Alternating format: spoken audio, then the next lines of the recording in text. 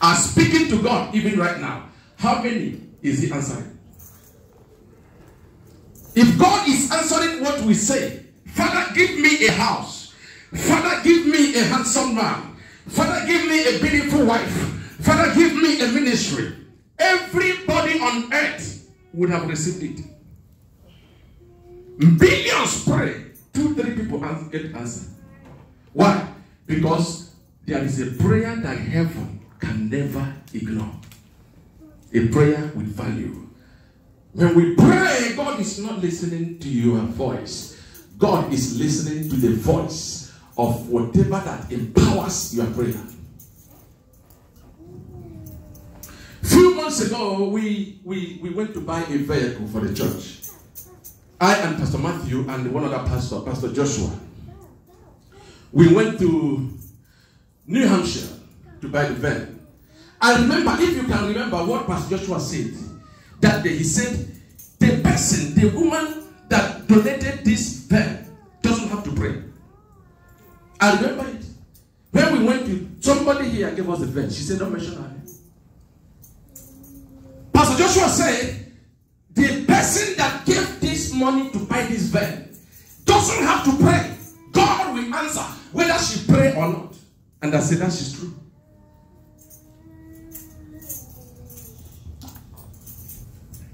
Somebody sent me a text message last week. She said, today I will be the one to pay the musicians. A young man gave me $200 last week. He said, I want to buy these chairs. That's why we have 6 today. A woman gave us $1,000 to provide even this one or these chairs. The Lord said to me, these things are the voices that I hear when you pray. That is why a man called Hezekiah. Hezekiah was about to die. God said to him, I have sentenced you to death. Isaiah, tell him he will die in the next 48 hours.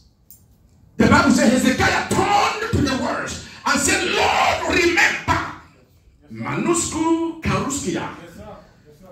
He wasn't telling God anything else. He was telling God, remember what I did. God was not hearing his voice. He was hearing the voice of what he did. Mande Kakuskiana.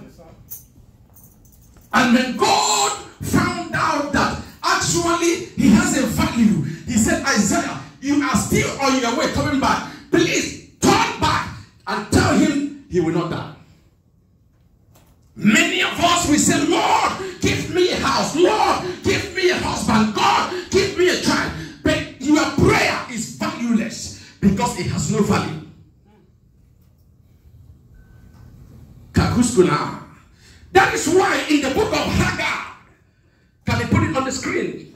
Haggai chapter 1. The Bible said that when Israel came back from captivity, Haggai. You can read it on the screen. Sorry, I know the thing is not very clear. Just take your time. See what the Bible says. He said, you have sown much and bring in little. You eat, but you have not enough. You drink, but you are not filled with drink. You clothe, but there is none warm. And he that earneth wages to put it into a bag with holes. Why?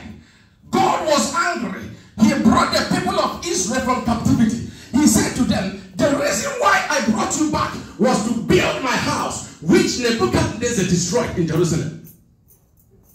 And the people came back. If you read from the first chapter of first verse, the Bible says that the people of Israel, they were living in beautiful homes.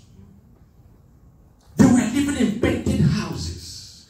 But the house of God was dilapidated.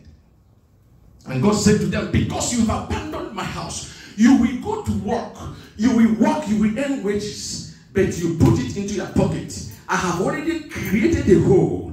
When the money enters, it disappears. That is why when you abandon the work of God, it doesn't matter how hard you work. You will work from January to December. At the end of the day, you are going. You are going money. Your account is minus all the time.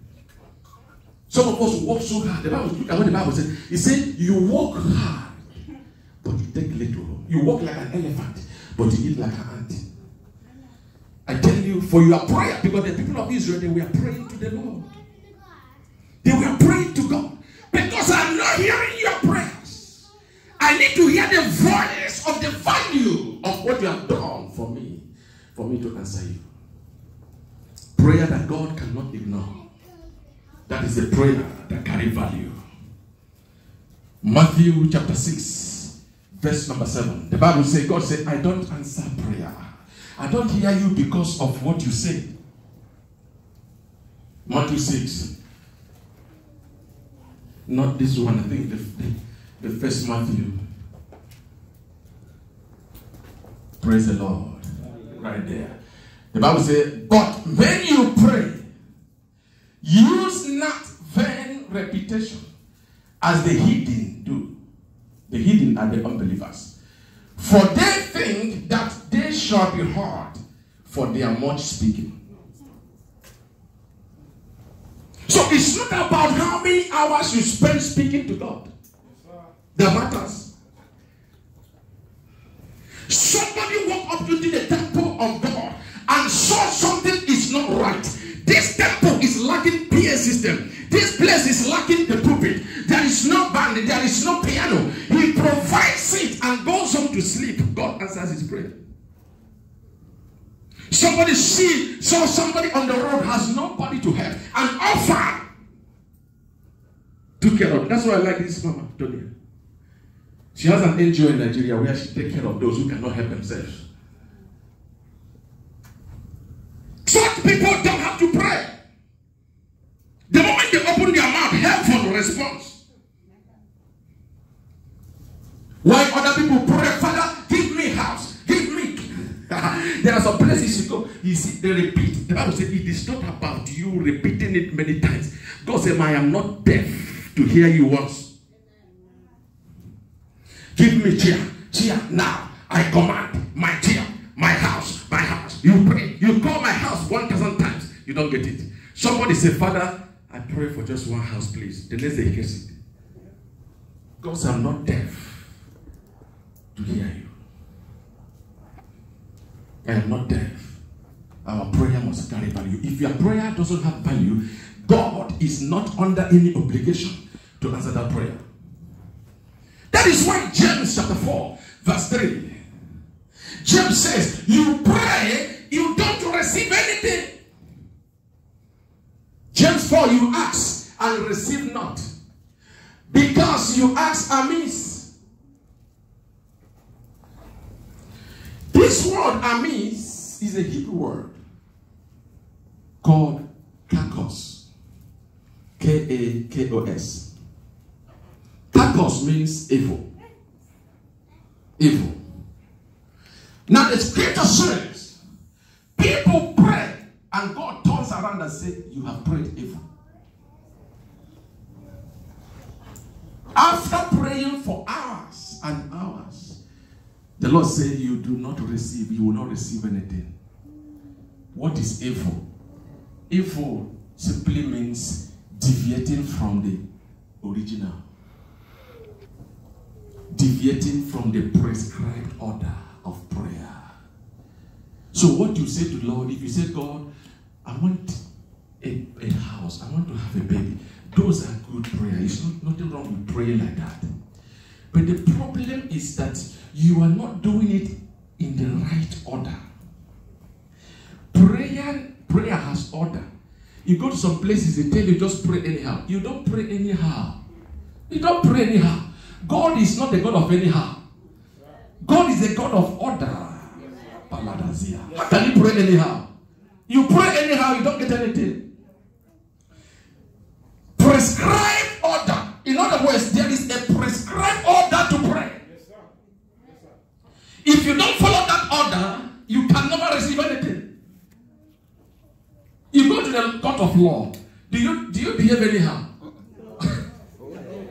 You don't behave anyhow.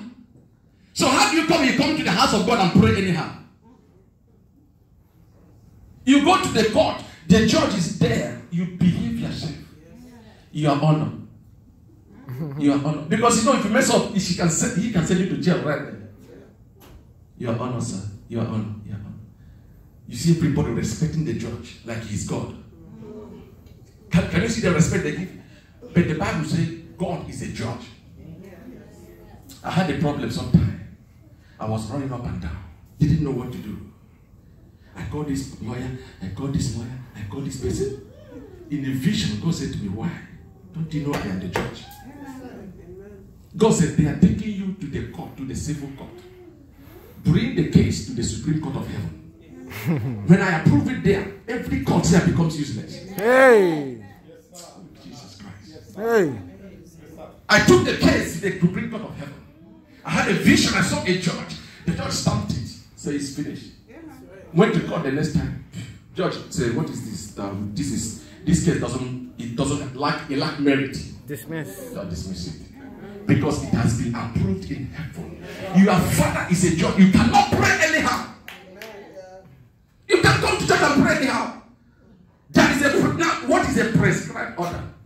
Matthew chapter 6. Let me show you. Matthew 6:35.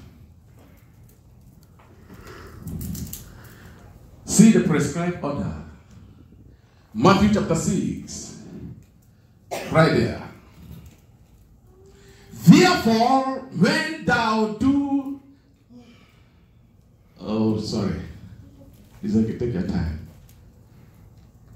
Just do escape. Okay, yeah.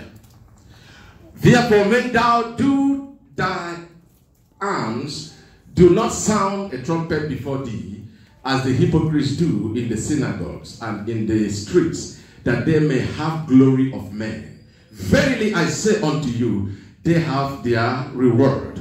But when thou do alms, let not thy left hand know what thy right hand is doing, that thy alms may be in secret, and thy Father which seeth in secret shall reward you openly. Now look at verse 5. And when you pray, thou shalt not be like the hypocrites. Let me tell you what is happening here. The apostles of Jesus, they wanted Jesus to teach them how to pray. The emphasis here was to pray. But Jesus didn't start telling them, when you pray, say, our Father in heaven, hallowed be thy name, thy kingdom come. They wanted to know, how do we pray? Jesus began by telling them the prescribed order. Because Jesus knew, if this praying business must work, they must follow the principle. He said, when you give alms, I'm asking you, Obi, how do I pray? You said, you know what? When you give alms, it sounds stupid, but that is the prescribed order. Why is Jesus telling them? Because Jesus didn't want them to waste their prayer. Because you are giving. What you have done right is what has the voice to empower the prayer. So he began by telling them, when you give, then in verse 5, he said, and when you pray, the word and. The Bible was not written in chapters and verses. It was brought together. I did theology. I read philosophy. I did philosophy. I read a little bit of theology. I read psychology. I read information technology. Wow. All of them I did. Clap your hands and give God praise. At least. We have the daughter of nursing here. It's not only you that read. We read it too. She's educated. God bless you. Amen. Jesus said, for this prayer to work, this is the order. Then he said, and that word and is a Hebrew word, kehi, which means then. So we can read it this way. Then, when you pray. In other words, there is a connection between verse 5 and verse 2. There is a connection. So when you read the scripture, ask the Holy Ghost to open your eyes. He says, for this prayer, for when you pray, for this prayer to work, this, your arms has to empower the world. That is the order. That is why people pray. They say, they say, my prayer is not working. I'm not praying again. You don't know how to pray. Now, I'm not telling you that anytime you wake up to pray, you have to give first. No. there must be something active that you are doing.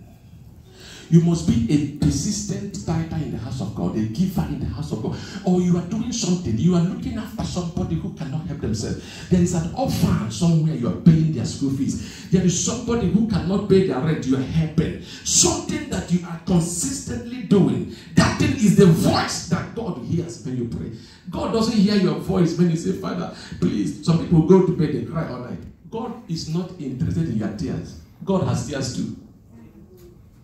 If God answers my tears, me, I can cry. I can cry all night. All I need to do, Father, please, I just take some stuff and put in my eyes, and the tears will come out. Start crying. It's not about your tears. It's about if the tears has a voice. And what empowers the voice of the tears is what you have done for him. That's why I told you, breakthrough is not what God gave you. Breakthrough is what you gave him. People say, oh, praise God, I want to give a testimony, I have a breakthrough. The Lord gave me a car. What did you give him? That is not a breakthrough. Breakthrough is what you have given to the Lord. The prayer that God cannot ignore. The apostles of Jesus in the Gospel of Luke, chapter 11, they said to the Lord, teach us how to pray. Teach us, tell us how to pray. And it came to pass that as he was praying in a certain place, when he ceased, that is when he stopped praying, one of his disciples said unto him, Lord, teach us to pray, as John also taught his disciples. Look at the disciples of John were praying, but the disciples of Jesus were not praying. Both of them, they had need to be made through prayer. So when the disciples of John knelt down to pray, God responded and gave them the need. Supplied their needs to them. How come the apostles of Jesus were not praying, yet they were receiving the same thing the other guys were receiving? So they saw the disciples of John praying. They said, Lord, at least teach us to pray. These other guys are praying, we want to pray. Why? Because the apostles of Jesus, they were receiving without praying. Why? They already gave their life. Some of them sold their sheep, sold everything and handed it over to Christ and followed him. Already something is speaking. So whether they pray or not, their needs must be met. The apostles of John were not like that. That's why they had to pray. Jesus said, okay, if you want to pray, no problem. This is how you pray. The prayer that God can never ignore is the prayer that carries value. That is the prayer that God cannot ignore. In the name of Jesus Christ. Amen. The Bible says when you give, do not let your right hand see what your left hand is doing. Simple. What the Lord is telling us, this is a way to pray. When you pray, when you give alms, don't let people know. Don't make it public. Don't make it that, oh, people do not. There are some people, when they give their best offering, everybody will know that day. Everybody will know. The Bible says, your Father who sees in secret will reward you openly. Amen. There are people here, see, they don't even talk. They do a lot of things. And they say, don't call my name. Because God only sees what is in the secret. He doesn't see that which is in the open. Psalm 91. The Bible says, he that dwells in the secret place of the Most High. Where is the secret place of the Most High? His presence. Anytime you are giving does not appear in the secret place, it is appearing in the open place of man. I was preaching the prayer in the church and people were giving, so I was thanking them for what they are giving. Say, Sister Jacqueline gave us $10,000, Bro Obi gave us this van, and then I forgot to mention one of the ladies who also gave. It escaped my mind. Oh my God. She didn't call. She said, see how ungrateful people are. It was my fault. She said, that church, I'm not going again, they're ungrateful. Right there, you have missed it. You want recognition from men who has no ability to bless you. The reason why God blessed Cornelius was because his prayer and alms came to the secret place. Until your prayer comes to the secret place, and what brings your prayer to the secret place is the power that empowers the prayer, which is the voice of the value of the prayer. Until it gets there, forget it. It will work. God wants your prayer to be seen in the secret place so he can reward you openly. God wants to reward you openly in the name of Jesus. Amen. That's why some people, they say, I've been giving, but it's not working for me, I'm not giving again. Because you are making it, you want men cannot reward you. No man can reward you. Pastor cannot reward you. Pastor can only say, praise God, she gave us a building. The one that is the owner of the building is the one that will reward you. Jesus Christ himself. He is the one that will reward you. In the name of Jesus. Amen. Your prayer must be found at the secret place. In the name of Jesus. Let me conclude with the book of 2 Kings chapter 3 verse 27. The power of prayer that God cannot ignore. The Bible says, then he took his eldest son that should have rent in his stead and offered him for a burnt offering. You know the story, you can read it. Israel. God said, I have married Israel. That's how close the Lord was with Israel. He said, Israel is my bride. I have married them. That is why anytime Israel worship other gods, God sees it as cheating. They are cheating on God. That's why the first commandment, thou shalt have no other God beside me. So when they worship other gods, it's like when a man abandons the wife in the house and goes to be sleeping with another woman. When the wife finds out, Kai, there's a problem. Yeah. If I'm that one, I will kill you. Or when the woman does, not only men, women do the same thing too. Anybody that does that is wrong. You see, then that's why they see the woman, they will be broken. They will be asking themselves, why? Am I not beautiful and all? You know what I'm saying anyway. So that is how God was with Israel. Anytime the Israelites worship other God, God will say, why? So God was in love with Israel. And he promised Israel that you will never marry the Moabites. But one day, God turned against Israel and defended the enemy. God turned against his own people. Why? Israel were fighting with the Moabites. God warned the Moabites, warned Israel never to marry Moabite women, because the Moabite women, for God, they were cursed. And they were using their women to destabilize the anointing on Israel. So anytime they wanted to pull Israel down, they would send them beautiful girls. Moabites had beautiful women. And people of Israel, some of them were falling. So they would dress well, some of them wear their nice, whatever they wear. And then they go to Israel, and then those men will be taking these women. The moment they sleep with them, automatically their anointing begin to die. That's what was happening. So now they were fighting with the Moabites. And God promised Israel that he was going to give them victory. So during the time they were on the war, Israel were conquering already. They were defeating the Moabites. Now the Bible said the king of the Moabites, who was not even a child of God, the Bible said he looked around, he prayed and nothing was happening. He took his only son, took him and smashed him on the wall. The boy died. He said, this one is a sacrifice to God. When God saw that, he said, this is a prayer I cannot ignore. My own people have not done what this man did. He said, because of this, I am switching immediately.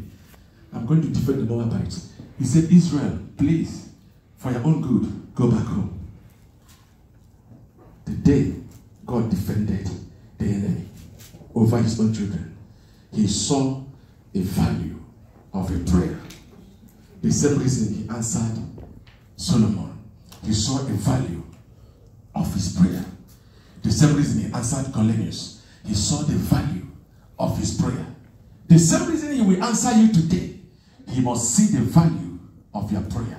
The prayer that God cannot ignore is the prayer that carries value. Let's put our hands together for the Lord. Amen.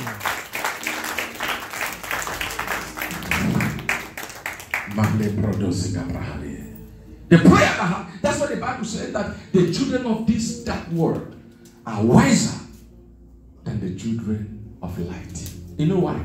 They understand the secret.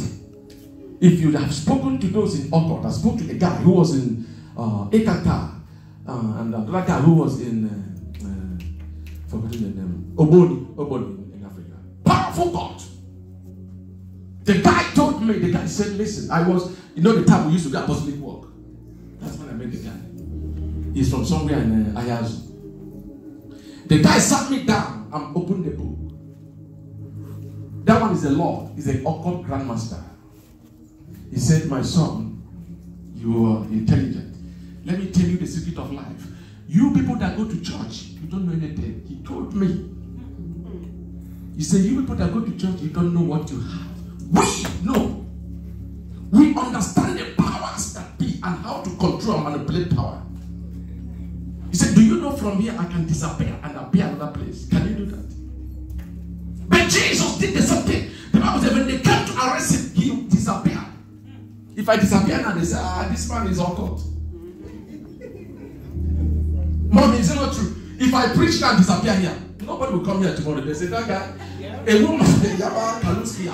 woman in Boston, when I came here, God was using me. The woman said, he told her friend, he said, that pastor that is fair, don't worry, don't go there, I know him. His power comes from the water. He said, I'm getting power from the water. The day she saw me, she never fainted. You know the story now. He said, there is power on earth. You just have to tap into it. Devil sit down and teach his people. I was preaching in the crusade. I will show you the video. I was preaching in the crusade in Africa. Somebody who came to the crusade, they stole his car. They came here and took the car and ran away. The guy was running up and down. Came to me, man of God, they have stolen my car. What could I do? They are Africa, you don't call police. No 911. Here you just die 911, police will come. No, there we don't have 911. The Lord said to me, take a stone. I took a stone. I took a stone and put it on the ground.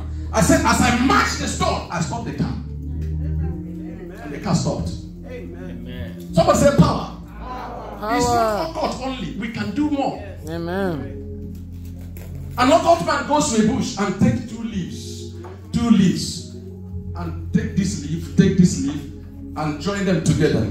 The man told me, and put them together. If they want to scatter your marriage, they put them together. They call your name and call the name of your husband, and then they call that name 7 times and separate it. Say, as we separate it, you are done. 7 days, problem. Your husband leave you. You don't know why. You be like, how? Somebody that loves you just left you. Powers. We can do the same. That's why I told you in September, I am doing something powerful. I told you, September, bring me coconut. Let me demonstrate power. Coconut. Where I will break the coconut, take the water. How did water enter into coconut? It's a mystery. Some of you walk. No, you can't keep money. Your hands are flexible. Money enter, it goes out. I use coconut and honey. Pray for you, rub it in your hands. Go and walk. Money will not disappear. Preaching today. I'm tired. That's why we operate like this. That's why when we pray, people think we are occult. We are not occult. We understand the power. We operate in what I call a Picasso level of power. There are 5 levels of power. Many Christians are operating on the first level. So when you see a man who operates on the 5th level, you think he's occult. He's not occult. Occult has no power. They only know the secret. We have power. Jesus said, I give you power over the principalities and powers. Devil is too small. He has no power. They only know the secret. Your prayer must carry voice. If you go to every native doctor, the first time, once you enter there, the first thing they will tell you, before you tell them why you came, they tell you to to drop your sacrifice.